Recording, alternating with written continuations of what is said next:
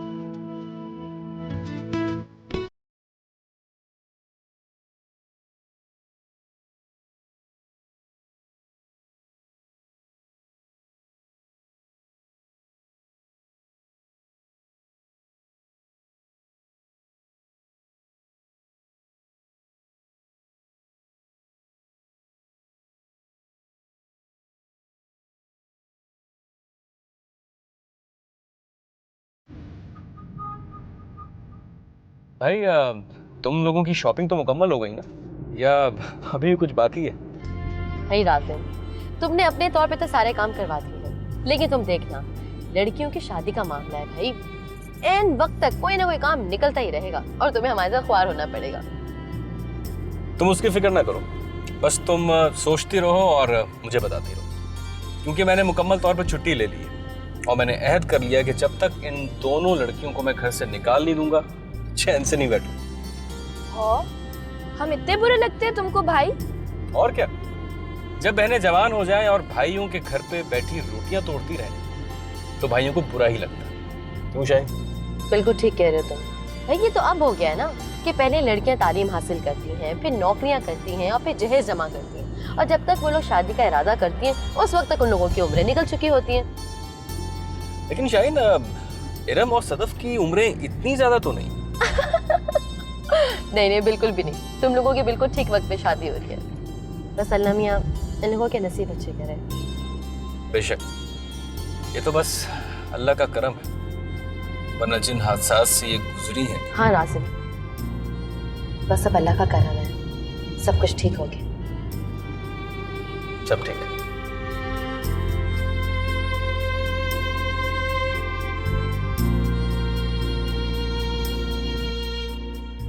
आओ आफिया, बैठो। आफिया, तुम्हारा पासपोर्ट बना हुआ है? बना हुआ है? क्यों? कहाँ है? घर पर है, आपको चाहिए तो मैं कल ले आऊंगी। कल नहीं, आज, अभी और इसी वक्त। बल्कि अपने घर फोन करो और किसी को कहो कि पासपोर्ट निकाल के रखे, फिर अपने ड्राइवर को भेजो कि वो घर से पासपोर्ट ले आए। लेकिन खैरियत तो है ना? जस्ट डू व्हाट आई से, बाद में बताऊंगा।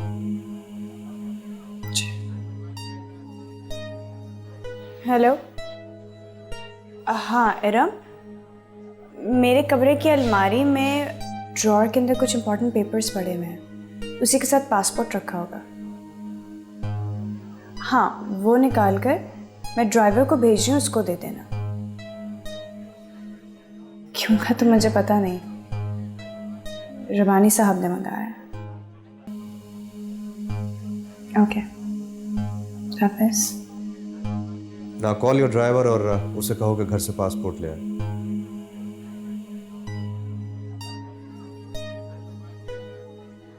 हेलो, हाँ आप एक काम कीजिएगा, अभी घर जाएं, इरम बीबी कुछ कागजात देंगे आपको, वो लेकर ऑफिस आ जाइए। मेहरबानी। Your next order sir?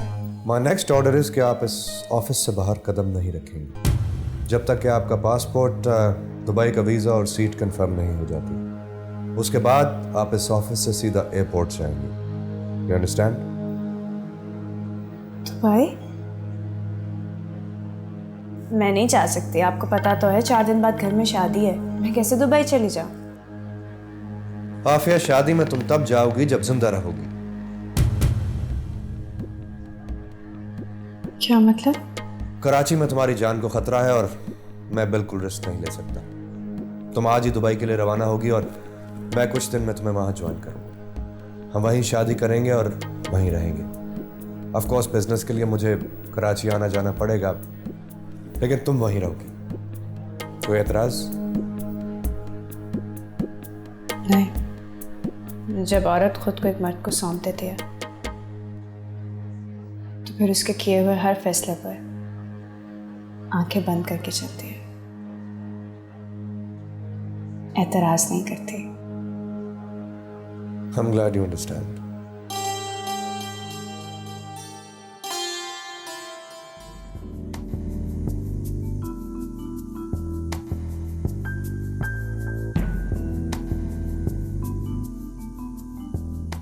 अच्छा किया अब्बाजान, आप और आप ही यहाँ आ गए। अब शादी में मज़ा आएगा।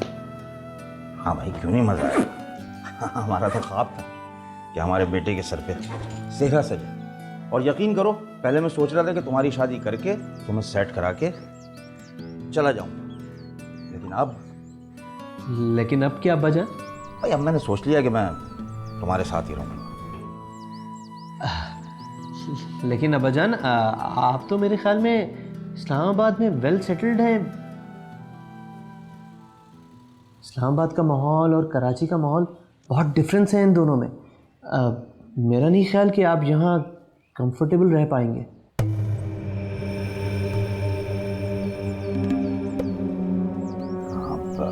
ठीक है आतिफ बेटा, अगर तुम नहीं चाहते हो तो हम वापसी का टिकट कटा लेते हैं। अरे नहीं नहीं अब्बाजान, मेरा कहने का ये मतलब नहीं था। जाहिर है आप लोग मेरे अपने हैं, मेरे पास रहेंगे तो मुझे खुशी होगी। मैं तो सिर्फ आप लोगों की वजह से कह रहा था। और हम तुम्हारी वजह से यहाँ दौड़े चले आए, तुम्हारी मोहब्बत में। भाई नई नई शादी कर रहे हो, पता नहीं बहावच कैसी होगी। वैसे भी कराची की लड़कियों के बारे में तो सुना है बहुत तेज़ होती हैं। अकेले हो, सीधे हो, कहीं ऐसा ना हो तुम्हारे ससुराल वाले तुम्हें दबा लें। और बेटा अब तुम्हारी माँ तो रही नहीं, इसी ने तुम्हें माँ बन के पाला, मेरी बिटिया ने। जब इसने तुम्हारी शादी का सुना ना तो ये तड़प के रह गई। बहन है, मुझे याद आ गई अपनी मरूमा बहन, वो भी मेरे लिए इसी तरह तड़पी। इसने कहा कि अब्बा जान बस चलते हैं, और जब तक आतिफ वहाँ सेट नहीं हो जाता हम वापस नहीं आएंगे। तुम तो जानते हो बेटा, मैं इसके बगैर नहीं रह सकता। यही मेरे खाने पीने का ख्याल रखती है। देखो ना, तुम्हारे सामने की बात है, बेटियों के सामने ऐसी बात करनी नहीं चाहिए, लेकिन मैं इसका एहसान मानूं, मेरा सहारा है, इसलिए कि इसने सिर्फ मेरी वजह से शादी नहीं की। कह रही थी अब बहू आ जाएगी तो कुछ फिक्र कम हो जाएगी। तो बेटा फिर मैंने भी ये सोचा कि ये कराची शहर है, एक बड़ा शहर है, बड़े बड़े ख़ानदान यहाँ रहते हैं, हो सकता है इसको भी कोई लड़का मिल जाए, है ना। इसलिए सोच रहा था मैं रुकने का। चलो खैर, अभी तो थके हुए हैं, क्या बात करें, नहा धो लें, ज़रा फ्रेश हो जाएं, फिर तुमसे बात करते हैं। बल्कि तुम्हारे साथ चलेंगे, वो बहू को देखूंगा भाई मैं जाके। मुझे बहुत अफसोस है अम्मा, आज ताला रजी में कितने अरसे के बाद खुशी आ रही है और मैं देख ही नहीं पाऊंगी।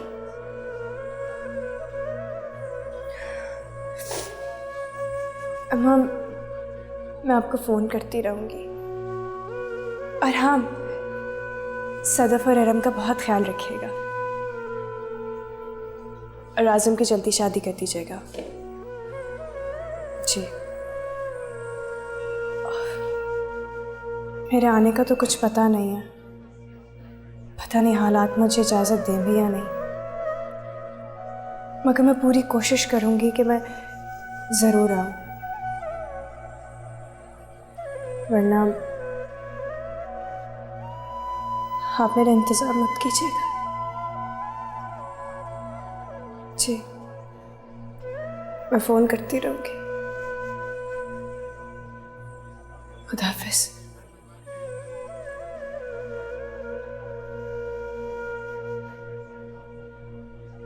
मेरी किस्मत में आस्ताना रज़ी की खुशियाँ देखना ही नहीं।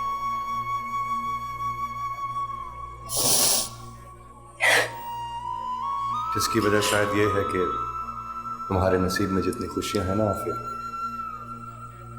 आस्ताना रज़ी उसका अहाता नहीं कर सकती। Let's go.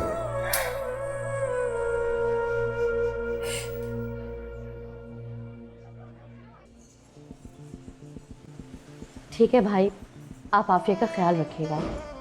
खुदा हाफिज। क्या हुआ, तुम मुझे ऐसे क्यों देख रहे हो? हाँ, यूं लगता है कि हमारा तुम्हारा रिश्ता वट्टे सट्टे का रिश्ता है। तो अब तुम इस बात का ख्याल रखना कि अगर आइंदा तुमने मुझे कभी भी तंग करने की कोशिश की ना, तो भाई से शिकायत कर दूंगी, और ये भी कहूंगी। मजाक में भी ऐसी बात न सोचना।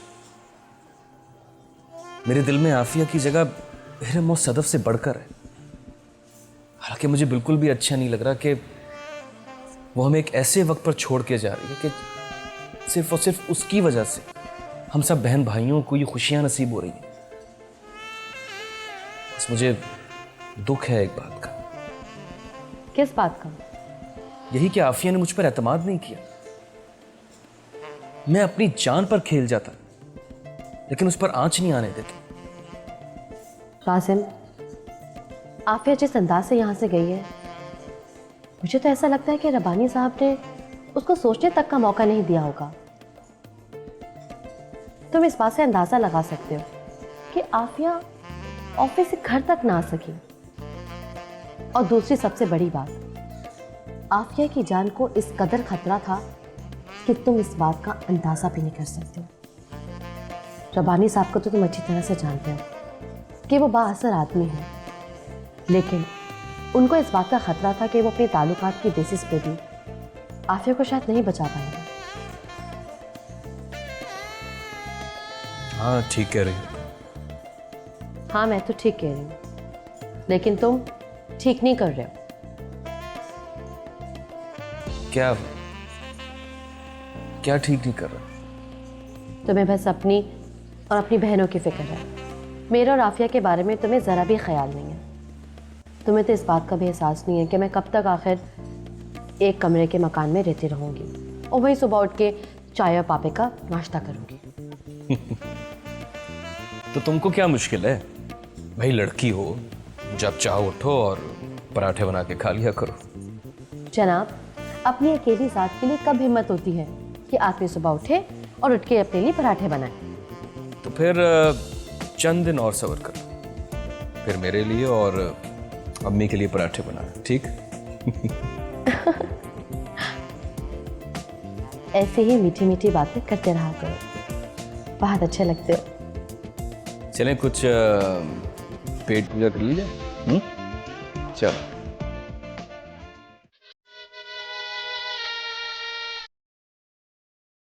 बाबुल की दुआएं देती जा, जा तुझको सुखी संसार मिले। बाबुल दुआ देती जा, तुझको सुखी संसार मिले। मैं कि कभी ना याद आए ससुराल में इतना प्यार मिले। बाबा बस अम्मा, रोना थोड़ा बंद करो, घर चलते हैं। आजा। चलो शायद मैं तुम्हें घर ड्रॉप कर देता हूँ रास्ते। नहीं राजिम, तुम मेरी फिक्र ना करें, तुम मम्मा को लेके घर चले जाओ, मैं खुद ही टैक्सी में आ जाऊँ। अरे क्यों टैक्सी से चली जाएगी भाई? है राजिम छोड़ के आएगा, तुम्हारे घर की इज्जत है, टैक्सी से चली जाएगी। चल शाबाश।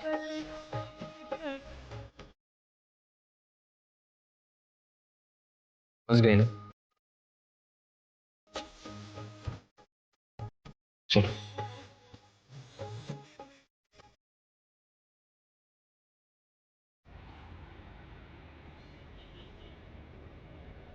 लो भाई, तुम्हारा तो घर आ गया। अच्छा अम्मा, खुदा हाफिज। अच्छा राजिम, अपना ख्याल रखना। खुदा हाफिज। खुदा हाफिज।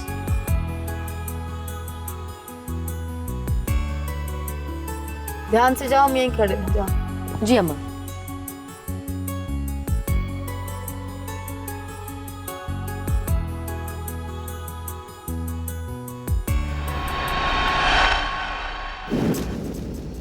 सपनों की आट में। आप लोग यहाँ खड़े हैं, मैं आपके कमरे में सो जाता हूँ। अहमद, अगर तुम्हें मेरे ही कमरे में सोना था तो बिलावजा इतना खर्चा करवाया। अम्मी, आप इसकी साइड क्यों ले रही हैं?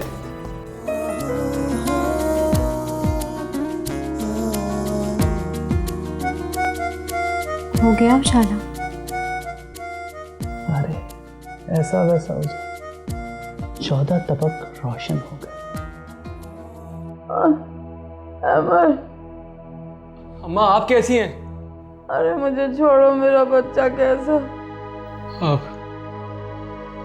अम्मा वो बराबर वाले कमरे में, वो भी जख्मी है आपकी तरह। अच्छा ये बताओ कि अहमर कहाँ है? अब भाई हॉस्पिटल गए हैं। हॉस्पिटल? मुझे बताए बगैर अकेले चले गए?